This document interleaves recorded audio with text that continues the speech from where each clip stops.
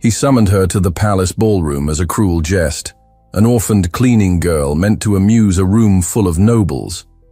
But when she descended the staircase, dignity cloaking every step, the air shifted.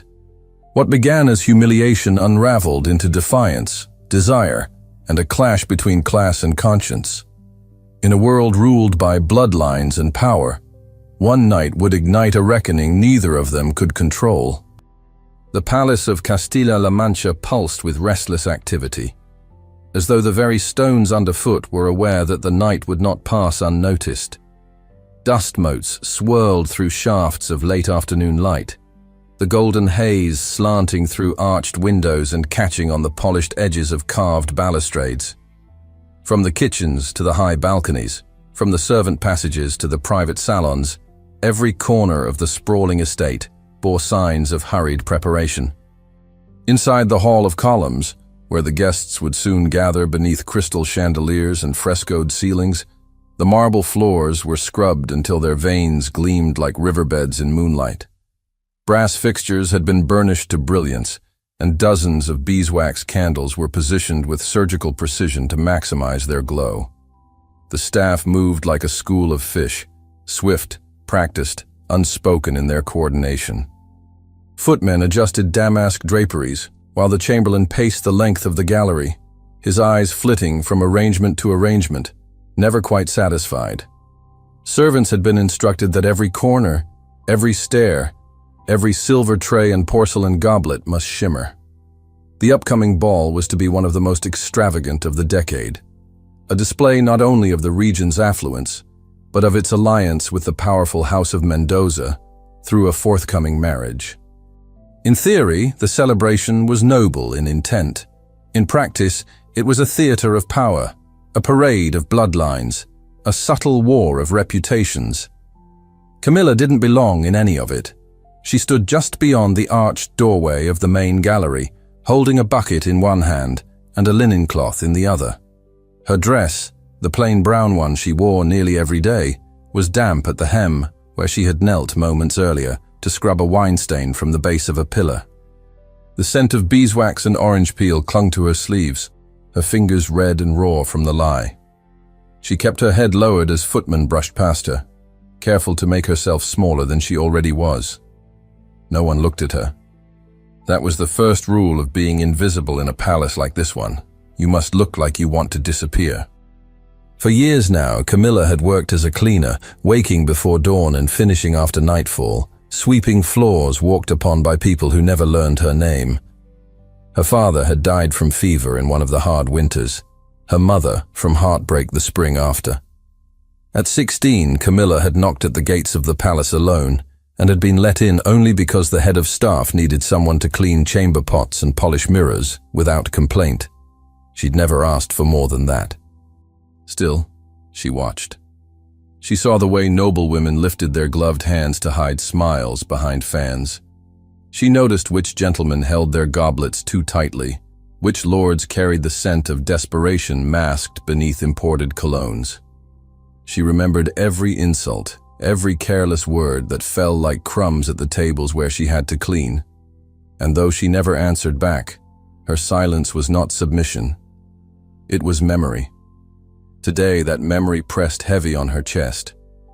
2 hours earlier, in the quiet hallway outside the east drawing room, she had overheard two noblewomen, Doña Teresa de Luque and her cousin Isabella, talking in tones of hushed amusement. They say he sent an invitation to one of the servants, a cleaner of all people. Can you imagine? Teresa had said, her voice high and delicate like porcelain rattling on a tray. Isabella had gasped, delighted.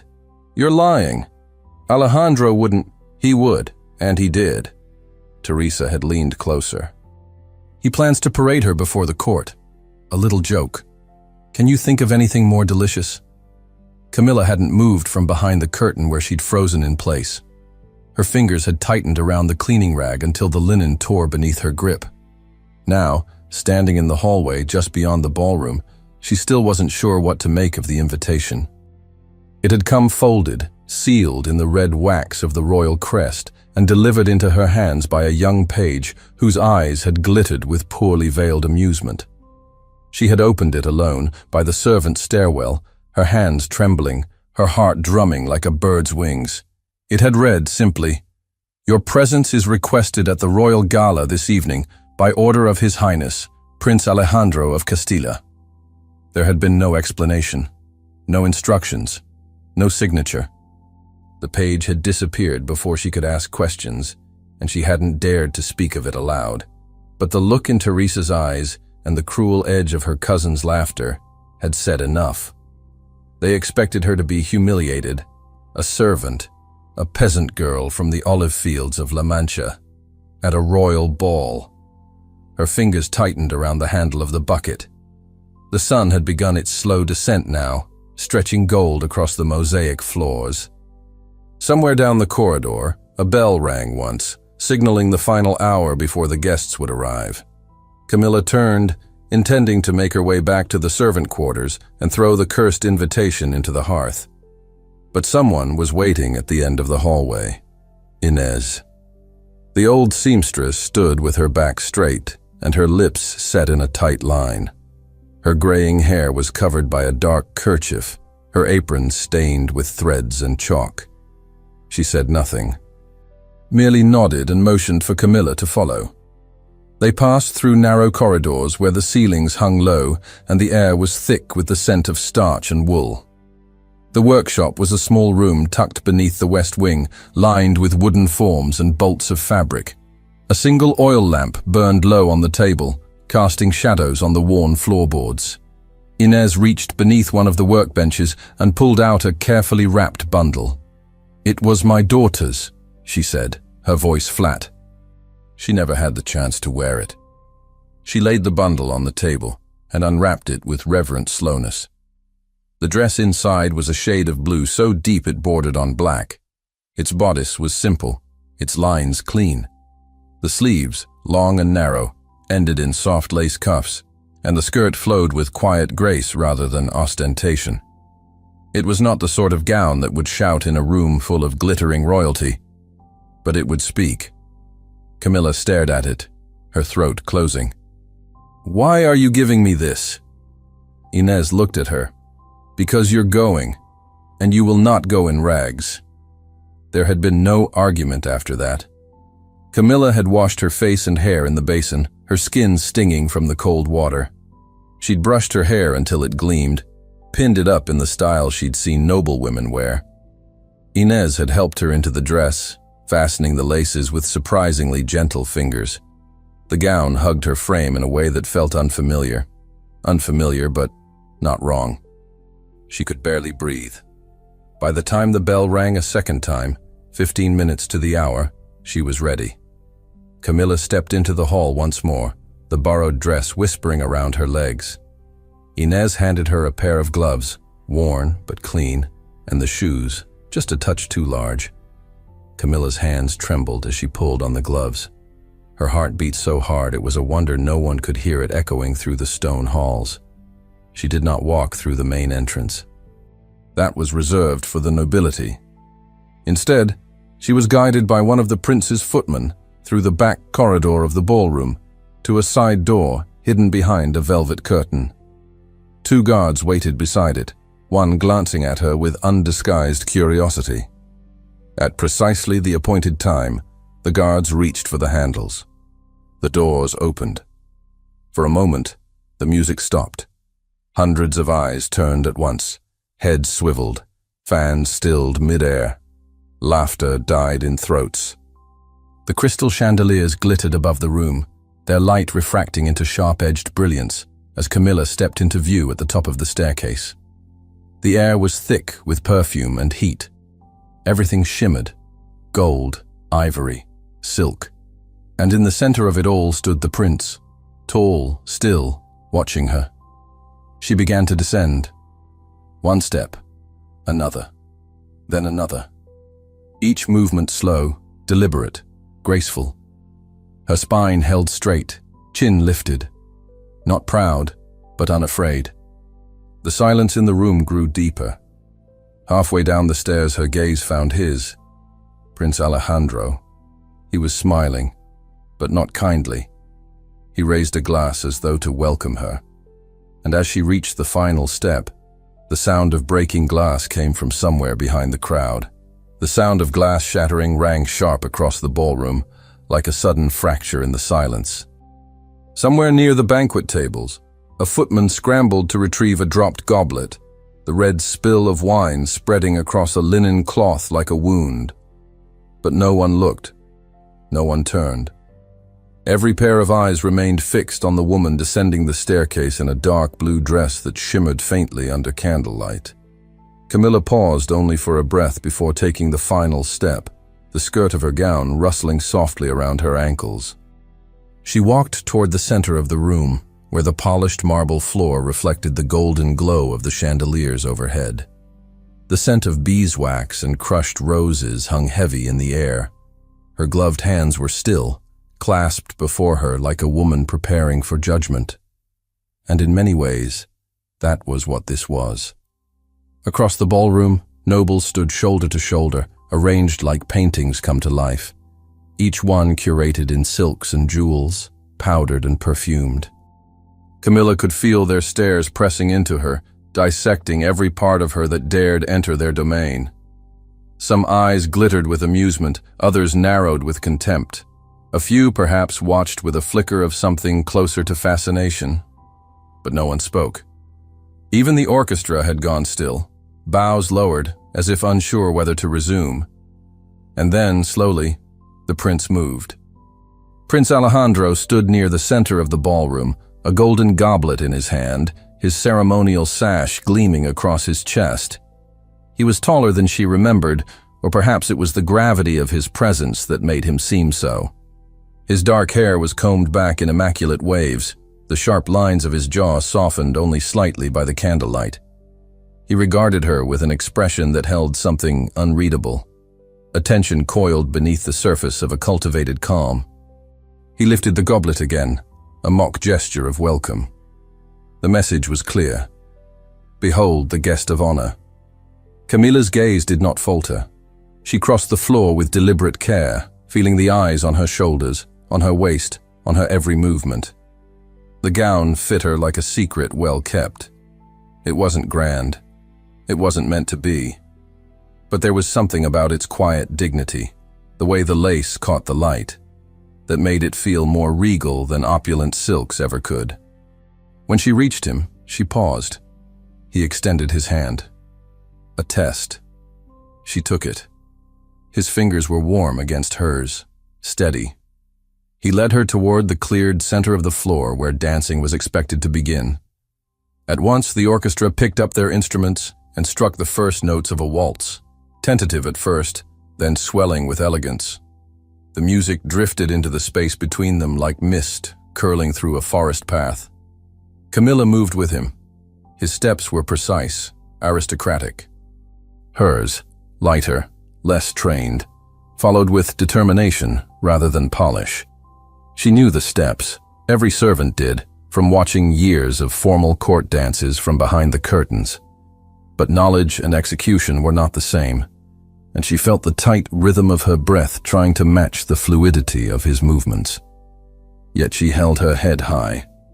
As they turned, the swirling patterns of her skirt drew a low rustle on the floor, like wind brushing across silk. A murmur ran through the crowd, subtle as moth wings, as if the guests were no longer certain of the performance. This was not the spectacle they had expected. There was no embarrassment on her face, no confusion, no trip or stumble or misplaced step. She followed Alejandro's lead with instinct and a strange kind of grace that did not belong to the nobility, but to something older, something harder. Camilla did not smile. She did not avert her eyes. She danced as if her life depended on each turn, and in many ways, it did. Around them, the guests watched in stiff silence. The dance ended. The music stilled once more. Alejandro stepped back, releasing her hand with a half bow. There was a pause, too long, and then the first sound of scattered applause. Tentative, polite, mocking, perhaps, but it spread. The tension in Camilla's chest did not release. From the edge of the dance floor, a nobleman stepped forward. He was lean, his smile sharper than his cheekbones, his eyes glittering with mirth that bordered on cruelty. The Duke of Avila, a cousin of the king's sister, known as much for his wit as for the damage it caused. He held a goblet in his fingers and raised it high. "To His Highness," he announced, "for elevating the art of amusement, and to our guest, exotic and unexpected. How delightful." A ripple of laughter followed, some nervous, some too loud. Camilla felt her spine stiffen, the blood in her limbs slowing as her gaze moved to the man. She took a slow step forward, stopping at the edge of the gathering, where the circle of courtiers held its shape like a cage. Her hand reached for a glass of wine on a passing tray, the goblet trembling faintly as she lifted it. The air pressed in around her. She turned to the Duke, her expression unreadable. "Exotic," she repeated. Her voice was calm, clear. She raised the glass. The laughter faded, and she drank. Not a sip, a full drink, until the wine was gone and the cup was empty in her hand. The silence that followed was not quite respect, but it was no longer mockery. The Duke blinked and then looked away. Camilla placed the goblet back on the tray and stepped back into the crowd. Behind her, the prince watched with a strange stillness, his hand at his side curling slightly as though to reach for something. But he didn't move. The circle began to dissolve, the tension breaking in uncertain murmurs. Conversations resumed in low voices. Another dance began, this time with more hesitance, and couples slowly moved onto the floor. Camilla turned to leave the center. She didn't walk toward the exits. Instead, she moved through the side of the ballroom, tracing the curve of the columns that framed the outer edge. The music carried on behind her, lighter now, but no less artificial. She felt its rhythm like a distant pulse, separate from her own. She stopped at the terrace doors, where sheer drapes fluttered in the faint breeze that drifted in from the courtyard. A sliver of night air touched her face, and she stepped outside. The shift in temperature was immediate, cool, clean, and quiet. The stone beneath her feet still held the heat of the day, but the air smelled of orange blossoms and distant rain. The courtyard stretched in shadow, lit only by a few torches flickering in the sconces. Far beyond, the faint hum of cicadas. For the first time since descending the staircase, Camilla allowed herself to breathe. But it didn't last. Footsteps sounded behind her, measured, deliberate. She turned. Alejandro stood at the threshold, half lit by the torch behind him. The shadows clung to the angles of his face, but his eyes were sharply visible. Neither of them spoke. She waited for mockery, for triumph, for curiosity. Instead, there was something else in his expression. A tightness. A flicker of something he hadn't meant to feel. Still, she didn't trust it. He took a step forward. She didn't move. But before he could reach her, a voice called from the interior of the ballroom, sharp and clipped, the tone of someone used to being obeyed. A servant appeared at the edge of the doorway, eyes darting between the two. "Your Highness," the man said. "The Marquis of Figueroa requests your attention. It's urgent." Alejandro's jaw tensed. He hesitated, his gaze flicking once more to Camilla, and then he turned without a word and disappeared back inside. She remained still, the air brushing across her skin like a warning. Her fingers curled around the stone railing. The faint scent of the night's flowers clung to her gloves, but she barely noticed. She needed distance, not just from the prince, but from all of it. The whole, the stairs, the velvet cruelty of it all. She stepped back from the balustrade and turned, heading deeper into the terrace, where ivy climbed the walls and the darkness thickened. But she wasn't alone. From the shadows behind the tall windows, someone else had followed her. The faint scrape of a shoe on stone, the soft rustle of silk. She stopped. And when she turned, a woman was standing there, dressed in emerald satin and staring at her with eyes the color of wet iron. "You stole something that never belonged to you." The woman's voice was cool and sharp, like the edge of a blade slid slowly through silk. Camilla's body stiffened, the words slicing through the heavy quiet of the terrace. The light from the ballroom spilled across the flagstones in fractured gold, but the woman remained just outside its reach, framed by shadow. Her posture was regal and unmoving, her gloved hands still at her sides, yet everything about her radiated hostility. "I beg your pardon?" Camilla asked quietly, though she already knew the answer wasn't truly a question. The woman stepped forward into the thin crescent of light, revealing a striking face, pale skin, hair the color of polished copper pinned in an elaborate coil, and eyes, cold, steady, gray as steel. Her dress was unmistakable, deep emerald satin with black embroidery, elegant without being ostentatious. It was not the garment of a guest, but of someone who belonged. Every stitch was confidence. Every detail, deliberate. "I said you stole something," she repeated, her gaze resting on Camilla's face, then sweeping lower, as though taking stock of the borrowed dress, the gloves, the hair combs that no longer quite held their place. "Not a trinket, not even a gown. What you took was attention." Camilla didn't reply at once. Her breathing had slowed, but her heart thudded hard against her ribs. She'd known someone would say it. She just hadn't expected it to be a woman. "I didn't take anything," she said after a pause. "I was invited." A flicker of amusement crossed the woman's lips, though it didn't reach her eyes.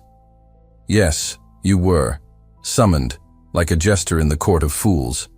And here you are, dressed in another woman's memory, playing queen for a night." Her voice was soft, but each word struck with surgical precision. The insult was not in the tone. It was in the precision of observation. Camilla clenched her hands together in front of her, fighting to keep her posture from giving away the churn beneath her skin. "I don't know who you are," Camilla said, "but you don't know me either." "Don't I?" The woman stepped closer. "I know your kind. You pretend to be humble, but wear pride like perfume. You think you're brave for stepping into a world that doesn't want you. But bravery without understanding is just arrogance." Camilla didn't move. "Then tell me what it is I don't understand." The woman tilted her head slightly. "You think the prince saw you. He didn't. He used you. And when you're no longer amusing, he'll forget you ever existed." The words struck deep, not because they were shocking, but because they echoed every warning Camilla had told herself. Still, she refused to let this stranger see the effect. The woman's certainty came from a place of experience, of entitlement. Camilla could feel it in the way she looked at her, not just as an outsider, but as a threat that should not have dared to stand in the light. The music from inside had changed again, louder now, faster. Another dance had begun, laughter riding above the violins. But here in the shadows, time felt slower. "I didn't ask for any of this," Camilla said. Her voice was level, but tight. "I never wanted his attention." The woman studied her for a moment. "Then why did you come? You had a choice.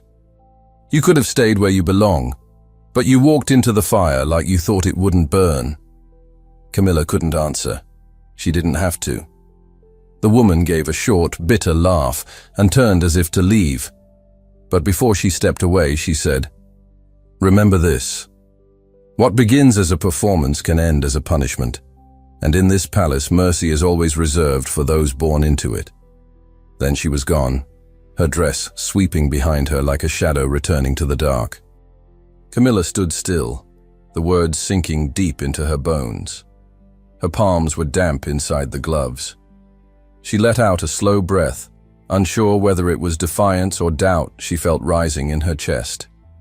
Perhaps both. Either way, she wasn't ready to return inside. Not yet. She turned away from the terrace entrance and walked farther into the gardens. The night air cooled her skin, but not her thoughts. She moved down a narrow path lined with trimmed hedges, the gravel crunching faintly beneath her borrowed shoes. Gas lanterns hung at intervals, casting soft halos of amber light that didn't quite reach the garden's edges. Here, the palace felt farther away, its glow dimmed by the distance. Here, the silence was deeper. Camilla stopped beside a low stone wall where a cluster of roses climbed the trellis. White blooms, full and fragrant, some beginning to wilt under the weight of the day's heat. She rested her hand lightly on the stone, trying to steady her thoughts. The voice of the woman echoed again in her mind. She wasn't wrong. Not completely. But it didn't make her right. Camilla had not asked for this stage, but she would not run from it either. If she left now, the night would become what they wanted it to be. A jest, a spectacle, a cautionary tale for every servant who dared to stand tall. The wind picked up, stirring the petals on the roses and the hem of her gown. Somewhere in the distance, a clock tower began to chime the hour. 1, 2, 3 soft bells. The ball had been underway for less than an hour. It already felt like a lifetime. She turned back toward the palace, determined to return with her head high. But before she could take a step, a figure emerged from the shadows behind her. She turned sharply. A man, tall and broad-shouldered, was walking slowly down the garden path. His boots made no sound on the gravel. His posture was too relaxed, too deliberate. Not a guest, not a guard. Camilla took a step back instinctively. The man said nothing. His eyes moved over her face with a look she recognized all too well. A hunger cloaked in civility, sharpened by the knowledge of who she wasn't. She didn't know his name, but she had seen him before. In the halls, at court, laughing with other nobles, watching from the balconies. He stepped closer. Camilla's hand went to her waist, though she carried no weapon, no fan-shaped blade like the ladies sometimes wore for effect. "You're lost," she said, hoping her voice sounded stronger than she felt. He stopped, just inside the pool of lantern light, and smiled. "No, I'm exactly where I meant to be." Her breath caught. The garden seemed to shrink. The silence this time was different. He reached into the pocket of his coat, slowly, purposefully. And when his hand emerged, something metallic glinted faintly in the light. For a moment, the night held its breath. The object in the man's hand caught the light. A slender vial made of cut glass, no larger than a thumb. Its contents were unclear, though the liquid inside shimmered faintly with each step he took forward. Not a knife, not a pistol. But Camilla's unease deepened. The vial's presence was deliberate, almost theatrical, and its timing, his sudden appearance, his silence, his watchful smile, made her stomach twist. She didn't recognize him, not by name, but his bearing was unmistakable. This was a man born to comfort, groomed in wealth. His clothes were finely tailored, a shade too dark for the season, the sleeves embroidered in a pattern only visible up close. Every inch of him suggested entitlement, not protection. He came closer. Camilla forced her feet to stay rooted, though her body tensed for movement. There was nowhere to run without turning her back to him. And even if she screamed, would anyone in the palace hear her, or care? He stopped just short of her, letting the vial dangle between two fingers. "I saw you dancing," he said at last, his voice smooth and low, as if they were old acquaintances meeting again at an opera. "You made quite the impression." "I don't know you," she replied, her voice quiet but controlled. He smiled again. "You will." She glanced down at the vial, then back up at his face. His smile never wavered, but something in his eyes flickered. Curiosity, calculation, something sharper than admiration. "What do you want?" she asked. "You misunderstand," he said. "I've already taken what I want. I simply came to watch it unfold." He tossed the vial once, catching it with ease, then slipped it into the inner pocket of his coat. Camilla exhaled slowly, uncertain whether the danger had passed or merely shifted form. She stepped away from him, keeping her movements unhurried. Each inch of space between them felt like stolen safety. The man didn't stop her. She reached the edge of the lantern's light and turned toward the inner garden path, intending to head back toward the terrace. He said nothing as she walked, but she could feel his gaze following her, as though he were memorizing each motion of her retreat. Only when she reached the curved hedge that led back to the palace did she finally exhale. Camilla didn't run. She didn't look over her shoulder. She walked quickly, her thoughts loud in the hush of the night. Who was he? What was in that vial? Why had he followed her, only to leave her with questions instead of threats? The ballroom doors loomed ahead. Light bled from the cracks, accompanied by a muffled waltz. The heat of too many bodies, the scent of perfume and candle smoke, beckoned through the thick velvet curtains. Camilla stopped before entering, adjusting the cuffs of her gloves and smoothing the skirt of her dress, which had caught a smear of dust from the garden path. As she stepped back inside, the music washed over her, bright and relentless. The ballroom had shifted since her departure. The tension that had once hovered in the corners had begun to dissolve into drunken laughter and tired smiles. Courtiers moved between the tables and dance floor in a blur of silk and feathers. A few heads turned to look at her as she entered, some curious, others cautious. But the majority had already forgotten. The novelty had worn off. Camilla threaded her way through the edge of the room, avoiding the center, where the dancing continued. She spotted familiar faces now, footmen pretending not to see her, maids stationed along the walls, their expressions carefully blank. They watched her as one watches someone crossing a rope bridge, knowing the fall could come at any moment. She headed toward the nearest door leading to the upper corridor, intending to retreat for a moment, to catch her breath in solitude. But halfway across the floor, a figure blocked her path. Prince Alejandro. His presence halted her like a wall. He wasn't smiling now. Camilla could see the storm behind his eyes, less fury than unrest, as though the night had gotten too far ahead of his plans.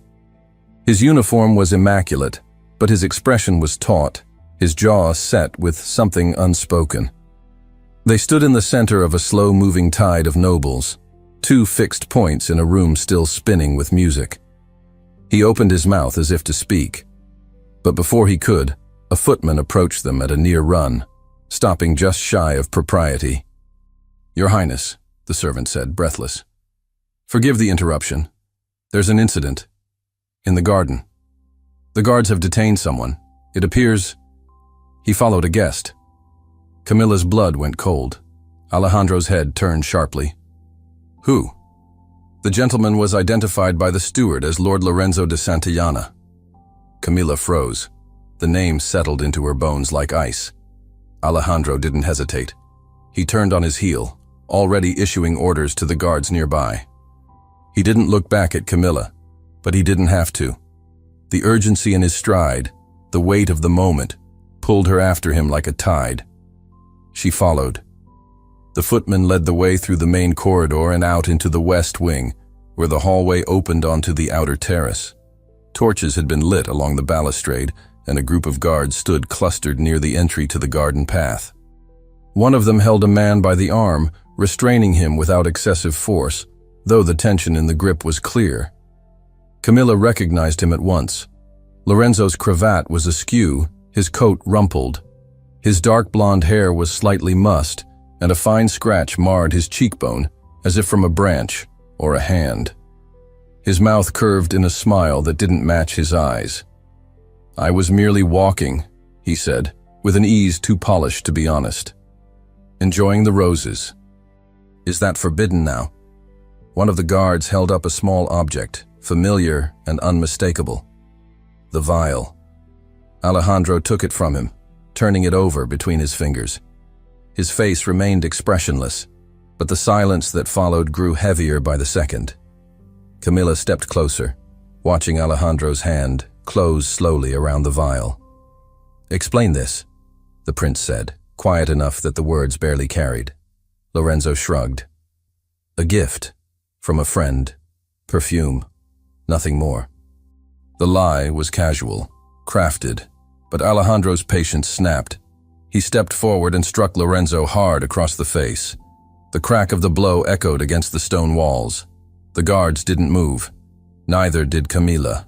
Lorenzo staggered back a step but righted himself, a small smear of blood appearing at the corner of his mouth. His smile never faltered. Alejandro's voice was low and sharp. "Get him out of my sight." The guards obeyed, seizing Lorenzo by the arms and marching him toward the far corridor. Camilla watched, unmoving. When Alejandro turned back to her, his chest was rising and falling with shallow breath. "You shouldn't be alone," he said. "Not tonight." She didn't answer. Couldn't. Everything inside her was spiraling too fast. The insult, the garden, the vial, the threat that hadn't been named.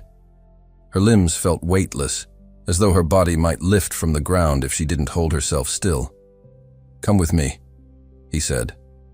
And before she could decide whether to follow or not, he was already walking toward the terrace doors. She trailed behind him through the empty corridor, past the statues and lanterns, into the quiet shadow of the royal wing. At last, they stopped beside a balcony overlooking the inner courtyard. The wind was stronger here, rising from the gardens below. The moon hovered just above the tiled rooftops, half shrouded by passing clouds.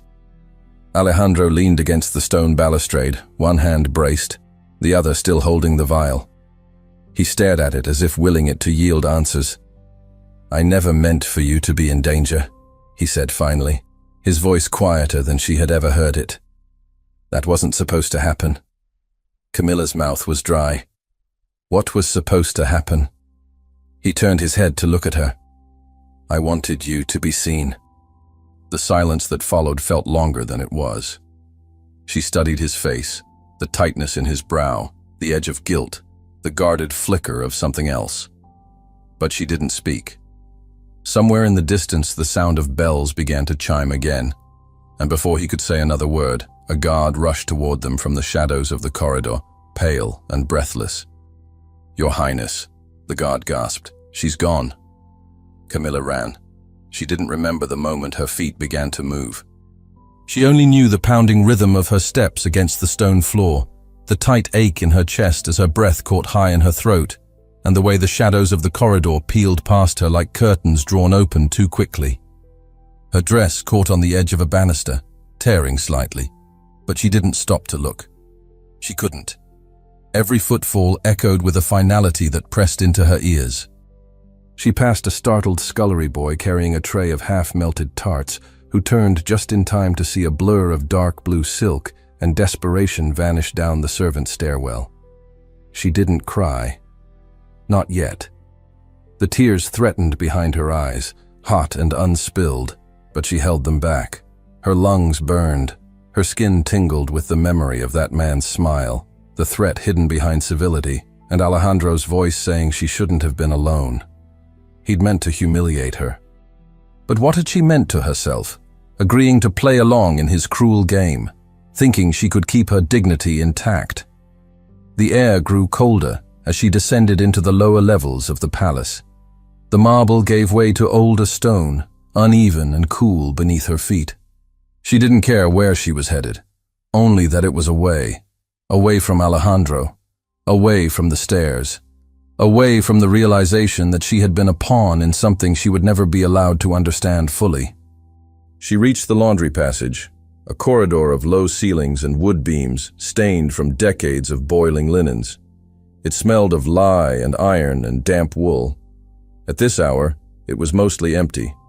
Only one washerwoman sleeping upright on a stool, her chin tucked into her chest, a basket of half-folded cloths at her feet. Camilla moved silently past her and slipped into the back hallway that led to the servants' quarters. The small room she called her own waited at the very end, tucked between a linen closet and the storeroom, barely large enough for a cot, a trunk, and a mirror nailed crookedly to the wall. Once inside, she closed the door with care. The silence was heavy. Her fingers trembled as she reached behind her neck and fumbled with the fastenings of the dress. The fabric was damp with sweat along her spine, the bodice too tight now, or maybe her breath simply refused to slow. Inch by inch, she freed herself from the gown. She didn't fold it. She couldn't. She dropped it over the cot like a shed skin and crossed the room to the basin, where cold water waited in a porcelain bowl. She plunged her hands into it, rubbing hard, as if she could scrub away the entire night. The soap stung the scratches on her palms, marks left from bracing against the garden wall. She pressed a towel to her face and breathed in the scent of dried lavender. Her eyes met their reflection in the mirror. She looked like a stranger. Not the Camilla who had spent mornings on her knees scrubbing floors and evenings breathing the same air as the noblewomen who wouldn't meet her gaze. Not the girl who used to tuck daffodils behind her ear during spring chores or whisper prayers to the moon when she missed her mother too much to sleep. That Camilla had been quieter, smaller. This one looked raw. She moved to the trunk at the foot of the bed and opened it, pulling out the only other dress she owned that hadn't been patched at the hem. It was a pale brown wool, threadbare at the sleeves, but warm enough for night travel. She dressed quickly, pulling her hair into a loose braid and pinning it under a scarf. She found the canvas satchel tucked behind the trunk, empty except for a folded apron and a worn copy of St. Augustine's Confessions, gifted to her by the palace librarian 2 years ago. She didn't add much more, only what she could carry without notice. A small coin pouch she kept hidden beneath the floorboard, a tin comb, and a slice of hard bread from the corner of her shelf. When the satchel was closed, she stood in the middle of the room and listened. Nothing. Not even footsteps. She slipped out into the hallway and headed for the back gate. Her path took her through the kitchens, where the ovens had long since been extinguished and only the night staff lingered, stirring pots of broth for tomorrow's feasts. She kept her head down, moving like someone with purpose. No one stopped her. At the stables, the air smelled of hay, sweat, and smoke. The stable boy, barely 15, nodded at her as she passed. She didn't need a horse. She didn't want to risk attention. She would walk. The eastern gate was guarded, but the timing was right. It was the last rotation before sunrise, the hour when deliveries began to arrive, and waste was carted out through the rear passage. A group of bakers approached with a wooden cart piled high with burlap sacks. She slipped in behind them, keeping her steps light and silent. When the gate swung open with its familiar creak, she didn't look back. The cobblestone road stretched out in front of her, washed in the blue haze of pre-dawn. The night was cool, the scent of dew already rising from the earth. Beyond the edge of the palace walls, the land flattened into olive groves and dry fields. To the east, the faint outline of the river marked the path toward the village. She began to walk. Each step away from the palace lightened her chest, but it didn't steady her hands. Her breath was shallow, her thoughts racing too quickly to sort. At the edge of the bridge, she paused. The water below moved sluggishly, dark and reflective. She rested one hand on the worn stone railing and closed her eyes. She had made it out. She didn't know what came next, only that it would not be this. Not the ballroom, not the dance, not the prince's gaze, too full of contradictions. She started to cross the bridge. The sound came slowly at first, hooves muffled against dirt. Camilla's body went still. Ahead, just past the midpoint of the bridge, 2 riders emerged from the shadows. Their horses were dark, their cloaks darker still, each embroidered with a silver insignia, a stag atop a field of black. She didn't recognize the faces, but the crest was unmistakable. The Marquis of Figueroa. The riders stopped, blocking the far end of the bridge. Neither spoke. Camilla stepped back, her pulse thudding in her throat. Behind her, she heard the quiet jingle of reins and turned in time to see a 3rd rider approach from the opposite end of the road, cutting off her retreat. She was surrounded. Camilla's heartbeat drummed in her ears, drowning out the river's soft murmur beneath the bridge. The 3 riders held their positions without a word, their presence unmoving, unnerving. The horses shifted slightly beneath them, the occasional snort or clink of tack the only sound between them. Their cloaks swayed gently with the breeze, and the silver stag embroidered on the fabric caught the faint blue light of dawn. She stood frozen at the bridge's midpoint, the weight of the satchel heavy against her hip. The stone beneath her feet felt colder now, as if the chill of the approaching morning had turned into something more personal. Her hands clenched at her sides. One step forward, or back, and she would be met. There was no way through. The lead rider on the far side dismounted. His boots landed with a dull thud, and he adjusted his gloves with deliberate care, as though he had all the time in the world. His face was mostly hidden beneath the brim of his hat, but Camilla could see the lines of confidence in his posture, the precision of someone trained not just in movement, but in intimidation. "You've had quite the evening," he said at last, his voice dry, measured, and inflected with the patience of someone used to giving orders without being questioned. Camilla said nothing. She forced herself to breathe slowly, evenly, though her knees felt unsteady beneath her. The rider stepped closer, boots echoing across the bridge. He stopped several paces away and tilted his head slightly, studying her face. "You were headed toward Toledo," he said, "though I imagine you hadn't thought much beyond getting out of the city." "I'm not a criminal," she replied, her voice quiet but steady. "No," he said, almost thoughtfully. "But you were at the center of a very public scene, and now you're attempting to leave before dawn, unescorted, without permission. It raises questions." Camilla met his gaze. "I don't owe explanations." The man's mouth curved faintly, not a smile exactly, but the ghost of one. "No. But explanations will be demanded all the same. And I've been sent to ensure that you give them in the appropriate place." Behind her, the third rider moved forward a few steps, not fast, not loud, just close enough to remind her there was no exit behind her now. She took a slow step back toward the bridge's low railing, resting her hand on the cold stone. "If you're here on orders from the Marquis," she said, "then it has nothing to do with justice." The man raised an eyebrow. "Careful. That sounds like defiance." Camilla didn't answer. Her chest rose and fell with each shallow breath, but she kept her spine straight. Another beat of silence passed before the man spoke again. "There's a small holding nearby. Private. It's comfortable enough. You'll remain there until His Grace decides how to proceed. You won't be harmed, provided you cooperate." Her hands curled against the stone. He gestured to the nearest rider. "Escort her." One of the men dismounted. His approach was quiet but quick, and before she could step away, he'd taken hold of her upper arm, not roughly, but with enough pressure to make clear she had no choice. She stiffened, but didn't fight. She knew what resistance would bring. They guided her off the bridge and onto a narrow dirt path leading northward through a sparse grove of olive trees. The land was quiet, brushed in pale light, with only the occasional cry of a bird to remind her the world hadn't stopped. After a short walk, they reached a low stone cottage nestled behind a cluster of cypress trees. It looked deserted from the outside, the shutters drawn and the garden untended. One of the riders opened the door and stepped in first, scanning the interior, before nodding. Camilla was ushered inside. The room was dim and cool, its furnishings sparse but clean. A table with 2 chairs, a fireplace long since gone cold, and a cot covered in a woolen blanket. A jug of water and a piece of hard cheese sat untouched on the table. The scent of dust and dry wood clung to the air.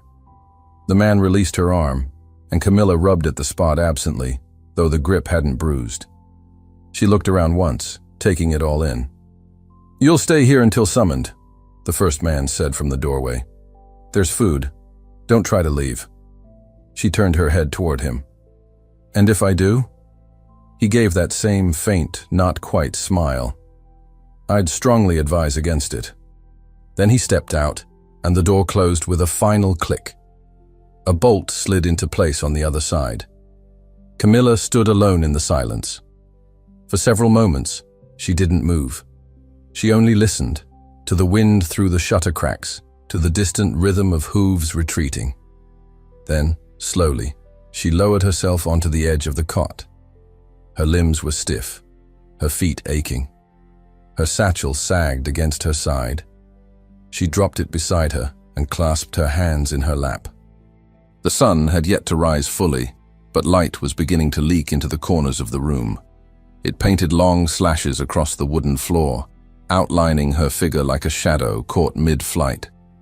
Time passed. No one returned. She drank from the jug sparingly but didn't touch the cheese. Her stomach felt tight, too tight for food. Her mind chased itself in circles. What the Marquis wanted, why she'd been taken here, what message this was meant to send.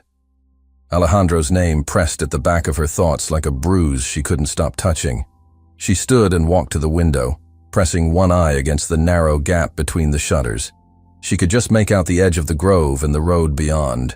No riders, no palace, just olive trees, and a sky warming from blue to pink. When night finally receded and the full weight of morning took hold, the door opened again. Camilla turned sharply. A woman entered, middle-aged, wrapped in a dark cloak with a white kerchief tied under her chin. She said nothing as she crossed the room, placed another pitcher of water on the table, and adjusted the blanket on the cot. Her movements were brisk and practiced, her expression unreadable. Camilla watched her carefully. "Will I be told why I'm here?" she asked. The woman didn't answer.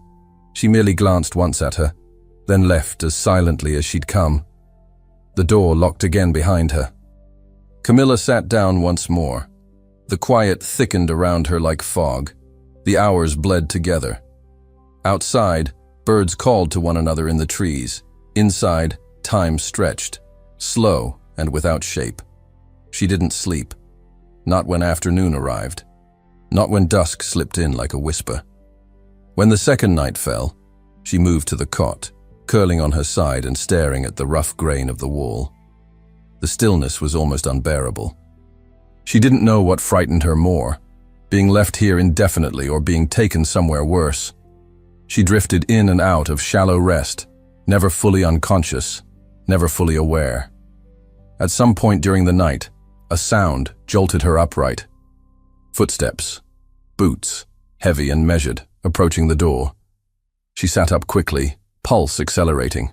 The bolt slid free, and as the door opened, the dim lamplight from the hallway caught on the silver clasp of a coat she recognized instantly. Alejandro stepped into the room. The dim interior seemed to shrink around him. His shadow stretched long across the wooden floor, chasing the weak light of the lantern he carried. The scent of travel clung to his coat, dust, leather, a hint of sweat and wind. He looked as though he'd ridden through the night and hadn't stopped to change or rest. His uniform was wrinkled, the collar slightly loosened, and his gloves, one removed and held in his left hand, were creased from long use. Camilla stood slowly from the cot, her back straight, though her legs trembled beneath the weight of his presence. Her braid had loosened during the long hours, and a strand of hair fell across her cheek, clinging there with the dampness of sleep. He said nothing at first. Their eyes met in silence. The locked room, the shuttered windows, the stillness of the cottage, it all tightened around them like an invisible cord, drawing them closer and trapping them in the same breath. Camilla's voice, when it came, was hoarse from disuse. "How did you find me?" He didn't answer immediately. Instead, he stepped farther into the room and set the lantern on the table with a soft clink. His gloved hand rested on the edge of the table for a moment, as if anchoring himself to something solid. "I've been searching since sunrise," he said finally, his voice low, tight with exhaustion. "They tried to lie. Your name was missing from the gate ledger. Your quarters were empty.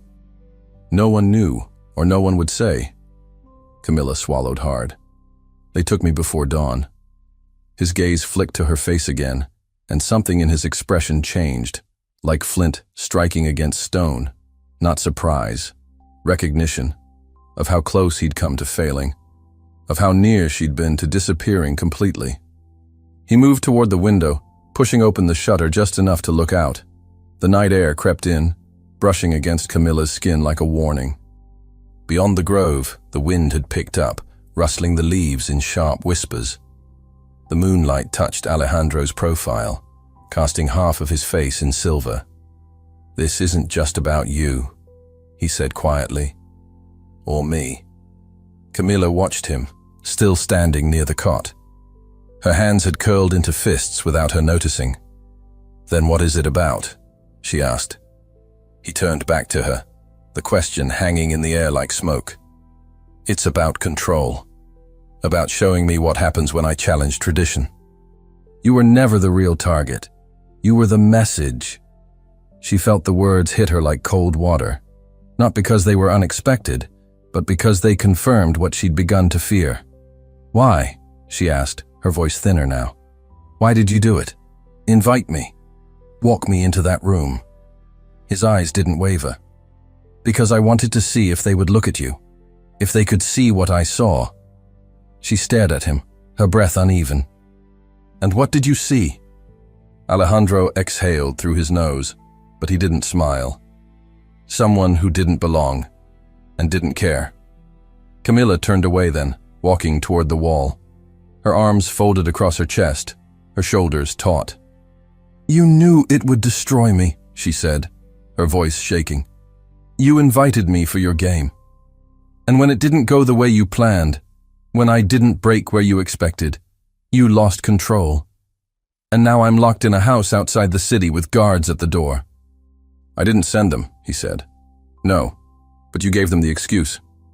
The silence stretched between them. Heavy. Painful.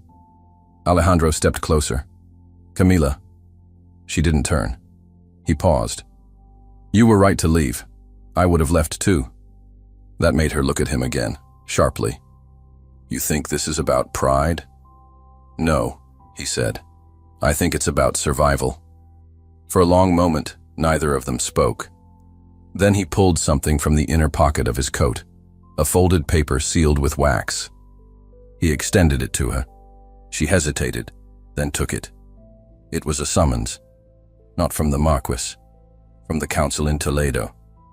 "They're asking questions now," Alejandro said. "About Lorenzo. About the vial. About who knew what, and when." Her fingers trembled as she broke the seal. "They're investigating." He nodded. "They want statements, from witnesses, from you." Camilla's heart pounded. "And if I say something wrong, they'll silence you." The air in the room turned colder. She looked down at the paper. Her name was written at the top in careful, formal script. Below it, the date of the hearing, 3 days from now. "You'll have to speak carefully," Alejandro said. "Tell the truth, but not all of it. Not unless you want to be made the villain." She folded the paper slowly and looked up at him. "And what happens after?" He didn't answer. She crossed her arms again, her voice sharper now. "You think this is the end? That a hearing will change what happened? That I'll go back to polishing floors?" "No," he said. "I think you'll never go back to anything." Camilla laughed, once, bitter and quiet, but he wasn't smiling. "I came here to get you out," he said. "Not to ask for forgiveness. I know I don't deserve it." She didn't reply. She couldn't. He stepped toward the door, resting his hand on the latch. "We have to leave before the morning guard returns. There's a carriage waiting." "Not palace property. Discreet. You'll be safe, for now." She stared at him, her breath still shallow. He opened the door slightly, peering down the corridor. "Come," he said. "We don't have much time." Camilla moved toward her satchel, lifted it, and turned back to him. Her heart was hammering now, her blood rushing in her ears. She crossed the room slowly, the floor creaking underfoot. Alejandro stood aside to let her pass, his hand still on the door. She stepped into the hallway, the air colder here, sharper. And just as they turned toward the exit, a man's voice cut through the dark, firm, commanding. "Not another step." The hallway narrowed in an instant, the flickering lamplight growing colder beneath the weight of that voice. Alejandro turned first, his body coiled in a single motion, moving to place himself between Camilla and the figure who emerged from the shadows beyond the threshold. The man stood tall, draped in a coat of charcoal wool trimmed in silver, with the unmistakable sigil of a stag stitched just above the heart. The light caught his face, stern, angular, and deeply familiar. Camilla recognized him. The same man who had spoken to her on the bridge. The same measured cadence. The same eyes that looked through people rather than at them. "I believe you were instructed not to interfere," he said to Alejandro, stepping forward with the composed menace of someone who did not need to raise his voice to command the room. Alejandro didn't move from his position. His jaw tightened. "You were warned not to act without cause." The man ignored the remark, his gaze flicking toward Camilla. "She's under watch for good reason. Leaving the property now would be seen as an admission of guilt." Camilla could feel her pulse climb higher, her breath thinned by adrenaline. The satchel weighed against her hip, but her limbs felt too light, her body caught in a strange stillness, as if her bones knew any sudden move could shift the entire room. "She's not a prisoner," Alejandro said. "She was taken from royal grounds without a formal writ. That's abduction, not precaution." The man's brow arched. "You invited a servant girl to a royal event for the sake of spectacle. Don't pretend you're her protector now." Alejandro's shoulders tensed. "I'll file a formal petition," he said. "You'll do no such thing," the man replied, "because it won't reach the council in time, and by then, the matter will be resolved." Camilla spoke for the first time. "What does that mean? Resolved?" The man didn't answer her directly. Instead, he addressed Alejandro again. "You've made enough of a mockery of your position for 1 week. Now you're dragging this girl through diplomatic mud, risking conflict within the council. And for what? A whim or your guilt?" Alejandro stepped forward, his voice dangerously quiet. "She was threatened. By a man I warned your Marquis to keep under control, a man who carried something meant to hurt her." The man's eyes narrowed, but his voice remained even. "That vial contained nothing. You've blown it into scandal." "You think I care what was inside it?" Alejandro snapped. He cornered her in the dark. "That's all the scandal I need." The tension that followed was a tight, aching silence. Camilla felt it like a noose, each word pulling the knot tighter.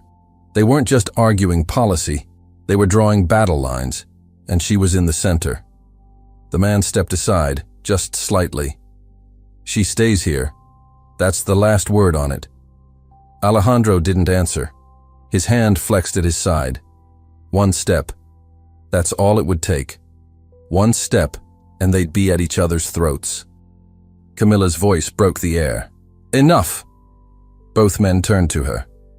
"I will go to the hearing," she said. "But I won't stay locked up like something contagious. I've done nothing wrong." The man smiled coldly. "That remains to be seen." She didn't flinch. "Then you won't mind if I speak for myself." His smile faded. "No one wants to silence you." Camilla stepped forward. "That's exactly what this is. You're not guarding me. You're hiding me. You want me out of the palace, out of sight, so no one remembers who I am." The man said nothing. Alejandro looked at her then, truly looked at her, and whatever argument had lived on his tongue faded. "I'm leaving," she said, her voice soft but steady. The man shifted his weight. "If you do, I cannot guarantee what will be waiting for you in Toledo." She held his gaze. "I've walked into worse." The silence that followed was thick with calculation. He could stop her, but not without consequence. Not now, not with Alejandro present, not with the hearing already summoned. The man stepped back. "This will not protect you," he said. She nodded. "Neither has hiding." Alejandro moved again, positioning himself at her side. He said nothing more, but Camilla felt the subtle shift in him, no longer behind her but beside her. It was a small thing, but it settled something in her chest. They moved down the hall, past the man's shadow, past the door, and into the open air of the courtyard. The wind had picked up, carrying the scent of pine and dust. The carriage waited near the gate, simple but well-maintained, its horses snorting and stamping at the ground. Alejandro opened the door and gestured for her to climb in first. She paused at the step, then turned to glance back once. The man remained under the awning of the house, half obscured by darkness. Watching, She ducked inside the carriage. Alejandro joined her a moment later. The door shut with a soft click, and the wheels began to roll. Inside, the air was warmer than outside, quiet and thick with the scent of old leather and wood polish. The space was narrow, just enough for the two of them to sit across from each other. He removed his gloves, setting them in his lap. Neither of them spoke for several minutes. The sound of wheels crunching against gravel and the occasional neigh of the horses filled the silence. The rhythm of the ride soothed her nerves slightly, like a lull between storms. Camilla leaned her head back against the cushioned seat. The weight of everything settled into her shoulders. The exhaustion, the uncertainty, the realization that she was now part of a machine she didn't understand, with pieces already in motion before she'd even entered the room. She felt Alejandro watching her, but she didn't look up. Eventually, he spoke. "You didn't hesitate." She opened her eyes. There was nothing left to wait for. He nodded slowly, his expression unreadable. The trees outside thinned, giving way to flat fields and a scattering of low stone fences. Somewhere in the distance, a bell tolled once, marking the hour.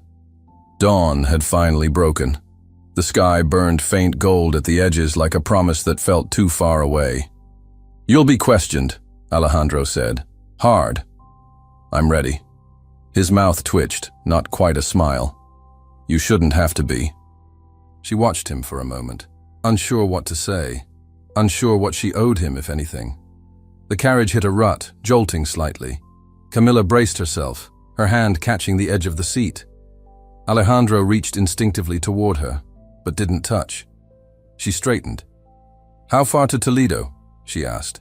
"A few hours at most." She nodded and returned her gaze to the window. The morning stretched ahead, long and uncertain. And just as the sun crested the horizon, turning the sky to flame, a rider crested the hill ahead at full gallop, cutting across the road with a standard flapping from his saddle, bearing the seal of the royal court. The rider approached fast, his horse's hooves throwing clumps of damp earth as he crossed the narrow road. Camilla leaned forward, her breath catching as the wind lifted the standard tied to his saddle. It was unmistakable, deep blue silk edged in gold, bearing the royal seal of Castilla, a single white lion at its center. Alejandro opened the door of the carriage before the driver could halt the horses completely. He stepped down quickly, boots sinking slightly in the wet soil, and held a hand up in greeting. The rider pulled his horse to a stop in a cloud of dust, dismounted, and handed him a folded parchment, the seal unbroken. Camilla stepped out behind him, the wind tugging at her braid and cloak. Her eyes flicked to the rider, no older than 20, face flushed from the ride, but composed. He bowed to her briefly before returning to his mount, waiting a short distance away. Alejandro broke the seal with his thumb. The parchment unfurled in the breeze, its script dark and crisp. His eyes scanned the page quickly, and the slight tension in his jaw gave way to something more thoughtful. "It's a summons," he said. "For both of us." Camilla raised her brows slightly, but didn't speak. "They've called an emergency session of the council in Toledo," he added. 3 hours from now." She nodded, her fingers closing more tightly around the strap of her satchel. Her breath was calm, but her skin prickled as though her body sensed what her mind would not yet name. This was the point of no return. They returned to the carriage. The driver flicked the reins, and the wheels rolled forward once more, this time with greater urgency. The countryside blurred past in streaks of green and gold. The morning air had lost its bite, warming under a sun that climbed steadily overhead.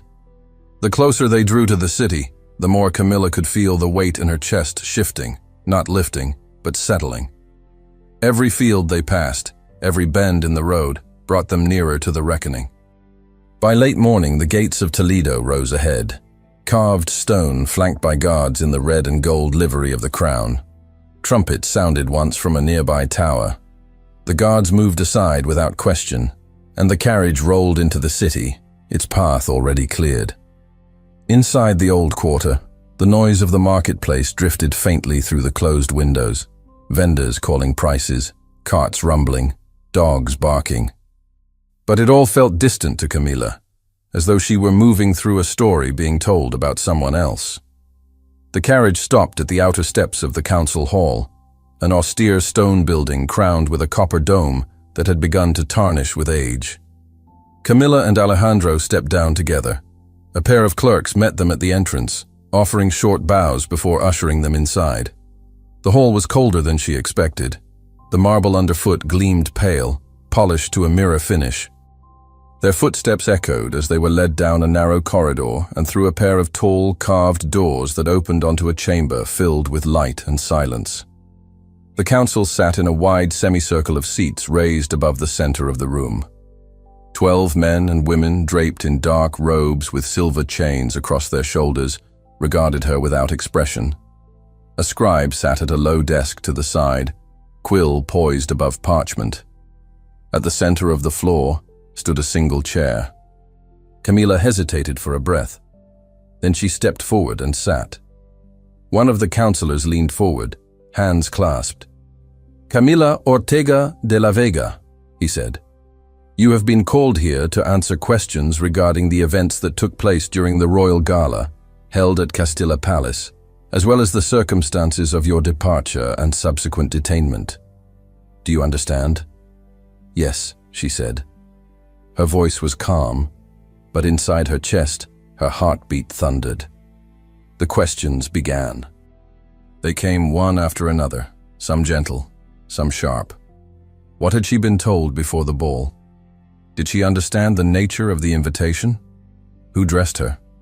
Did she know Lord Lorenzo de Santillana before that night? What happened in the garden? Did he touch her?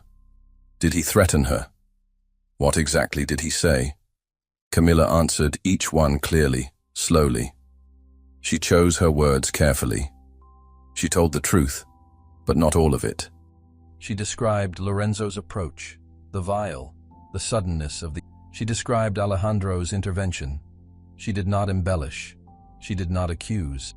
When asked why she fled the palace, she explained her fear, not of the prince, but of what the court would make of her presence, of how she had been looked at, laughed at, watched like a performer on a stage she hadn't asked to step onto. And when they asked if she'd known that her presence at the gala was meant to provoke, she hesitated only a moment before answering. "Yes," she said. "I suspected.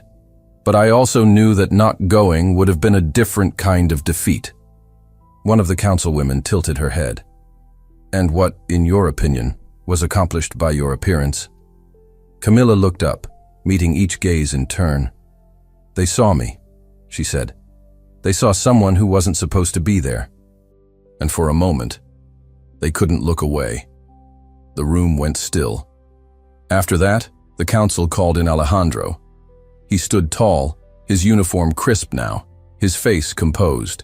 He spoke plainly, recounting his actions, his intentions, never denying that the invitation had been issued to challenge tradition, to test the court's reaction to someone who had no title, no bloodline. He didn't excuse it. He didn't apologize on her behalf. "She never asked for this," he said. "But she carried it better than anyone else could have." The council dismissed them both with a nod.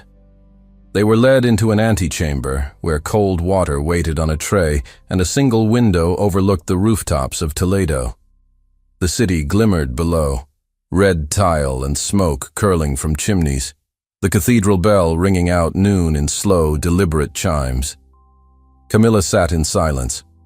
Alejandro stood near the window, his back to her, hands clasped behind him. He looked different in the daylight, less untouchable, a man unmasked, not by scandal, but by choice. At last, a clerk entered the room and handed Alejandro a folded document, then left without a word. He opened it, scanned the contents, and turned to her. "They've ruled in your favor," he said. "You're not to be questioned further, and the Marquis has been summoned for formal inquiry." Camilla blinked. The tightness in her chest shifted again, softer now, though it didn't vanish. "That's all?" Alejandro held the paper a moment longer, then folded it carefully. "For now." She nodded slowly. The silence that followed wasn't strained. It was filled with something quieter, something waiting. He sat beside her. "I meant what I said," he told her. "That you didn't belong there. And you didn't care. That's why they feared you." Camilla turned her face toward the window. Sunlight spilled across the stone floor, warm and honest. "I don't know what comes next," she said quietly. "Neither do I," he admitted. She glanced at him. "Are we finished?" Alejandro looked at her for a long time. "Not unless you want to be." She didn't answer, but she didn't look away. Outside, the cathedral bells faded into silence, and the city moved forward beneath the sun. The streets of Toledo glowed under the last soft brush of sunlight, casting long golden shadows across the stone. The bells had finished tolling some time ago, and now the city had settled into that quiet lull between obligation and rest. Carriages rolled more slowly, their wheels softer on the cobblestones. The vendors had begun to pack up their wares, calling half-heartedly to stragglers, and children's laughter had faded into silence behind shuttered windows. Camilla stood at the threshold of the council hall, her hand resting lightly on the iron handle of the door. The parchment bearing the council's verdict, no further inquiry, no criminal action, was folded and pressed against her palm. A simple document, yet it weighed as heavily as a stone. She stepped outside, the light washing over her face like a benediction. It smelled of distant orange blossoms and old city walls, and the breeze caught the edges of her hair, lifting it gently from her shoulders. Alejandro walked beside her, his stride no longer formal, no longer marked by the stiffness of power or pride. His coat was dusted with the wear of the day, and his voice, when he spoke, was quiet, nearly unsure. "I've arranged a place," he said. "A small villa outside the northern gate. It's modest, secluded." Camilla glanced at him. "For me?" she asked. "For now," he said. "Until you decide where you want to be." She nodded once. She didn't thank him. Not yet. She wasn't ready to offer forgiveness dressed as gratitude. They walked slowly along the plaza, passing by tall colonnades and the scent of simmering stew wafting from a nearby inn.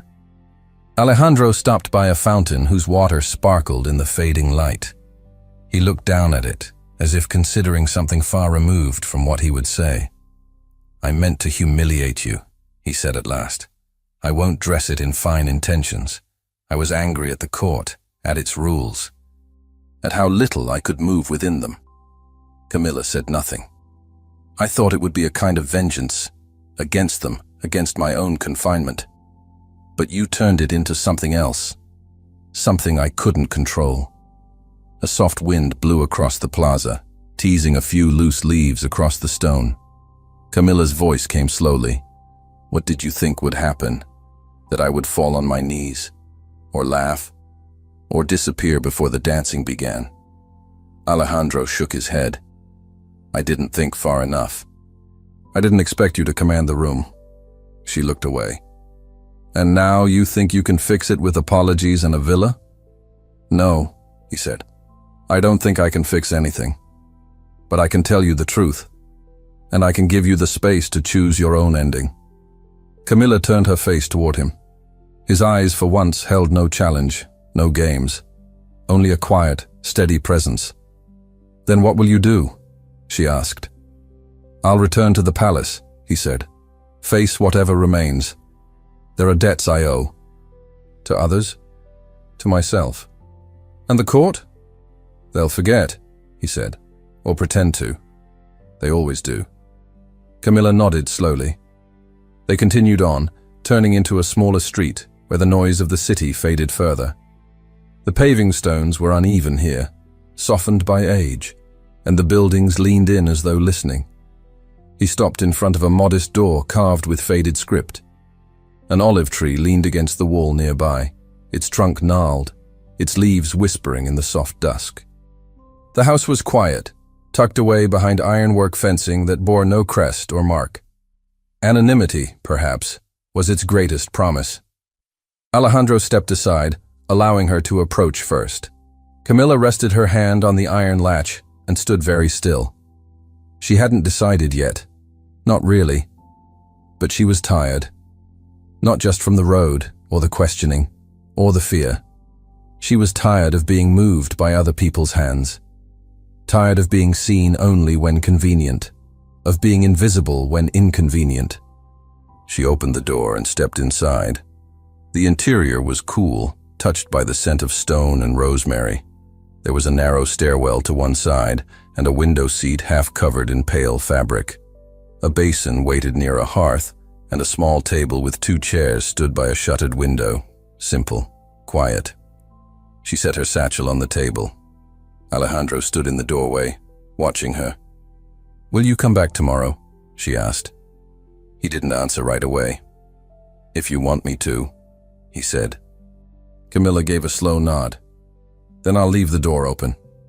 He stepped back outside, his eyes never leaving hers, and pulled the door closed behind him.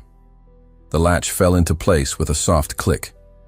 Alone, she moved to the basin and washed her hands slowly, the cool water sliding across her skin like memory. She peeled off the scarf from her hair, letting the braid fall free.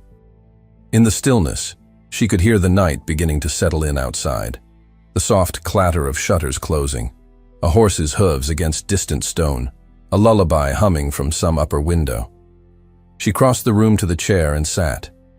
For the first time in days, the silence wasn't suffocating. It was space, room enough to breathe, to think, to feel without 1,000 eyes reading her thoughts. Camilla looked down at her palms, still marked faintly by the scrubbing of marble floors and soap lye, still healing from the rose thorns in the garden. She flexed her fingers once, and then a soft knock came at the door. Thank you so much for listening to this story all the way to the end. We hope it moved you as much as it moved us while telling it. We'd love to hear your thoughts. Leave us a comment telling us where you're listening from and what you like the most. Rate this story from 0 to 10. What score would you give it? If you enjoyed this story, don't forget to subscribe to the channel and leave a like as a show of support. That really motivates us to keep creating and sharing more stories full of emotion and life lessons. And before we go, we want to remind you that an exciting and heartwarming story recommendation will appear on the final screen. If you'd like to enjoy it, just click on the video. Thank you once again for being here, and we'll see you in the next story.